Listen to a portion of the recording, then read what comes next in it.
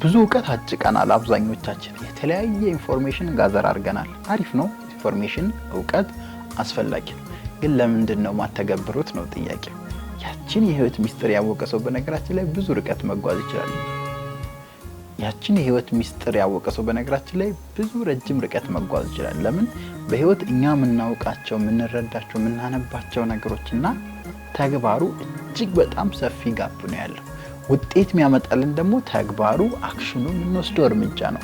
አብዛኞቻችን ግን ይሄ ሜንታል ማስተርቤሽን በሚባል አይነት መጥፎ ሀቢት ዘመንኛ ሀቢት ነው። በዛ ሀቢት ታጥረን ሜንታሊ ነገሮችን አኪሙሌት ማድረግ እንጂ መተግበር ላይ ጎበዝ አይደለም። የዚህ ሚስጥር ደግሞ አእምሯችሁን ማወቅና መረዳት ነው። አእምሯችሁ ያለውን ቶት ፕሮሰስ ከተረዳችሁና ለምን ከአክሽን ከተግባር ወደ ኋላ እንደሚመልሳችሁ ካወቃችሁ በእርግጠኝነት ረጅም ጉዞ ትጓዛላችሁ። እውቀታችሁን ወደ ተግባር መለወጥ የየቀን የየዕለት ስራችሁ ይሁን።